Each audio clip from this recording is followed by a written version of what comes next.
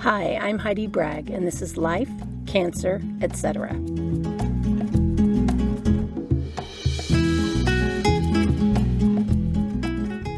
The goal of this podcast is to connect you with resources that will improve your life so you can be happier, more resilient, and less stressed. Okay, so today I'm here with Lori Thompson. Lori's an RN. She has her Bachelor of Science in Nursing as well, and she's my nurse. And I say that very territorially. She is my nurse in the Radiation Oncology Department at Moffitt. So, hey. How are you today? I'm good. I'm here in my closet recording studio, as I always say. Makeshift. Yeah, it works. So, Lori, tell us a little bit about you and about how you ended up in radiation oncology and in Tampa. Sure. So I graduated in 2005 from University of Massachusetts Amherst, and I got my bachelor's in nursing at there. And when I came down to Florida for my senior year spring break, I realized how cold Massachusetts was. And I got out of Dodge and moved down to Florida. I didn't know anybody. And started working at Tampa General. I worked med-surg for a little while to get my foundation, and then moved to hospice, home health hospice, for 8 years, working with adults in pediatric populations. And then moved over here to Moffitt afterwards. So I've been here at Moffitt for 5 years. I've floated through all of the clinics for a while as a float, and now I have been in radiation for about 4 years. Yeah, and I don't know. I was telling people I haven't met a jerk at Moffitt. Like, I really haven't. I had one tech one time who was less than super friendly. Yeah. And that's it. Moffitt hires really good people. It feels like they hire for cultural fit as well. Yeah, we do. And we actually have to take a personality exam. That's very difficult. And if you don't pass it, even if you're a stellar provider or nurse or whatever your expertise is, you don't get hired. So I think it's good. They make sure that they hire compassionate staff. Yeah. Well, and don't you think it takes a certain kind of person to be able to work in oncology? Right. And I think that's why they have to do that personality test, right? Because, in oncology, every day is an extremely stressful day for our patients. They're long days, they're exhausting days. You're not usually feeling well, sometimes you're hangry. So it's important to take that into consideration with how we respond as providers if you're not in the best of mood because you feel lousy, so yeah, it's important to make sure that we take that into consideration. For sure. And you and I, this is kind of an aside, but you and I have talked before about you doing pediatric hospice until you were 8 months pregnant with your first child. Yes. And I can't wrap my head around it, but I'm so grateful you were there to do it because it's benefited people like my friend Tay and our nephew Quinn so much. It's thank you. It was definitely probably the hardest area that I've worked in. But I was happy that the kids and the family were able to be at home and that I could take some of that pain and give them comfort, and just give them the time at home together, to continue to make memories and feel as good as they could while being at home. So. And for those of people who may not know, what are some of the services that hospice provides? So there's nurses, there's doctors, there's home health aides that can give the baths because although the family can, it's also nice for the family to be able to kind of step back and just be a family member and not be the one always providing the hands-on care. So, we are able to do the pain management, any symptom management. There's social workers that will come in and help with the really difficult discussions that have to take place, and funeral arrangements and there's chaplains. And then, sometimes there's volunteers or sometimes 24-hour care or inpatient care that they can provide as well. So, yeah, my experiences with it, it's been with my sister and my father, and they were both at home, and they both, they weren't going to go into the hospital. My sister had been fighting cancer for like 19 months. And so her goal was to be home. She wanted to be home. My parents wanted her home, and hospice made that possible. Yeah. Yeah, it's my fondest memories of hospice is always sitting around a table where the families would just have out pictures and everybody's telling stories and laughing, and that's what it's about, and if you get the right fit, it's nice as a nurse to be able to kind of be a little bit of that family for a little while, to get that closeness that the family also needs in order to have, good closure. It's true. It's really, as I mentioned before, my brother's an ER doc, and when he came, and my dad died 10 days after diagnosis, so we were all rushing to get to where they were. Right. The hospice, I believe it was the doctor, or it might have been the RN, but they said, "How involved do you want to be?" And he's like, "I'm here as a child, not as a medical professional. I just want to be his son." Yeah, yeah. It's important for his closure. It's way too difficult to make those decisions for your own family, Yeah. Yeah. I remember I was helping my mom with the meds. Yeah. Well, my brothers and sisters and I were all helping, but I was kind of the one charting everything and whatever else, and worried about, was this too much of this? Because we had a range we could give him of these different things to keep him comfortable. And my brother said, "Hyde, this is a natural process. Right. This is what's going to happen. Our job is to just keep him as comfortable as we can until that point." Yeah. Yeah. It's hard. It's important. Hard. Yeah. Yeah. Yeah. It was very hard. But hospice. Yeah. Memories that you'll never forget. They sit deep. Yeah, for sure. For sure. Okay. When I first came to Moffitt, I had cancer before, because I've got to be an overachiever. Yes, you do. What are some things that you either think people need to be aware of or wish they knew when they walked in the door for the first time? Sure. I mean, I think when patients first come to Moffitt, they're kind of like a deer in headlights, Absolutely. Everything's so new. Everything's so overwhelming. There's multiple options for treatment, and they really don't know what any of them are, right? Like, unless you've kind of been through this or supported somebody through it, you don't really know what the side effects of chemo are going to be. You don't know what radiation is. I didn't know what radiation was. And I knew the basics, but you don't know all of what it entails, So, I just wish everybody knew that it's, we're in your corner. We're here to help you. We're going to teach you everything there is to know. And, we're fighting for you too. We don't want to lose either, right? Like, we want to see you win this battle, and we equally as well want to cure you, So we are definitely in your corner rooting for you the whole time. For sure.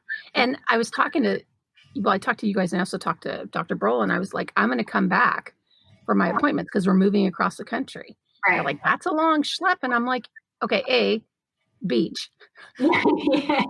No, but really my first reason is you guys are invested in me. Yeah. I'm invested in the work that we've already had done, and what to me are miracles we've already seen. Sure. So let's just keep on a roll like that, I mean, especially like for somebody like you, it's funny because even our MRI radiologist knows you by name. Dr. Jong, right? Yes. And our dosimetry team, like, they know you, and you don't know them, you've never met them, but they definitely know you, and they're rooting for you too, So it's just, there's a lot of people behind the scenes even that you wouldn't even know that are 100% in your corner. And I was talking to a friend's roommate on Sunday night who has recently been diagnosed with breast cancer. Okay. And it's like the triple threat, whatever. Mm-hmm. She's stage 1, which is great. Yeah. She's already had a lumpectomy, and she's moving forward with chemo this week. And they had listened to some of these podcasts that I've been doing with people who've been through it. And I said, do you have a minute for a call? Do you want to talk at all? So the three of us sat and talked. And it's interesting. I said, are you comfortable with your care team? Yeah. Yeah. And she said, yeah, I think so. I said, if something feels off, look into that. But if it doesn't, if you're happy with them and she is, I'm like, that's great. Follow your gut. I think you want to be at the best place you can be for the kind of cancer you have. Absolutely. Yeah. But you also need to find somebody that you're a good fit with. Yeah, you have to be able to have that connection, because I think it's important. You have to be comfortable reaching out and making sure that, you're not holding back because you feel like you're going to bother us, which you never are. We want you to call. And I do. Yeah, as I want you to. Yeah, but it's just nice because I try not to come to you guys unless I've tried all the things I know will work. Right. Yeah. Yeah. And then go, this is still a little weird. Yeah. Yeah. Phone Say again. Phone a friend. Yes, totally. And what was the other thing I was going to say about that? There was one other thing I was thinking. You guys are really good about helping with records too. I mean, Moffitt has a patient portal, which is awesome. And I've got everything I need there. But if I'm getting an outside test done or whatever else, you guys have been tireless in tracking stuff down. Yeah, that last one, we really worked hard. And then Jenna, one of our CCAs, she really pulled some strings on that one to make it happen. So she's a rock star. No, that was awesome. And I greatly appreciate that. Yeah. I know what I was going to say. You guys never make me feel like my questions are stupid questions. No, there's no stupid question, Because you don't know the terminology. You don't know. You'll throw out acronyms. I'm like, I'm sorry, wait, what does that mean? Right. Yeah. Well, because we didn't know either, so sometimes, we have to remember that, where we started, and it can be a foreign language to many people. Yeah. Mm-hmm. Oh, and speaking of foreign languages, you need to be someplace where they've got good translators, and Moffitt does in like how many languages? Do you have any idea? We can get a translator for basically any language. Some of them have to be over the phone, the video iPads. Yeah. Any language we can communicate with. Which is awesome. And I just think we used to be maybe 20, 30, 40 years ago, we were in this kind of paternalistic medical sort of model where the doctor said this and you said okay and whatever else. And I have always felt very, very encouraged. Not that I wouldn't anyway, because you know me, whatever, but very encouraged to be an super active participant in my own care. Yeah. I feel like you guys are these really knowledgeable consultants that I can come to and ask advice. And I always say, if it was your mom or your sister, what would you do? Right. Yeah. And sometimes where we say, oh, that's a tough question. Because it's hard. It's very hard.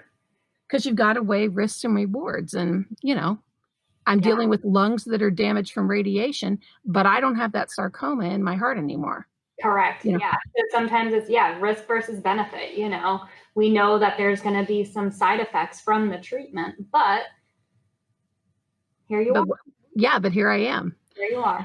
And I think what are some of the things you told me about radiation? Like if I started to feel gross during that process, there were some specific things you told me, and sadly I can't remember them right now.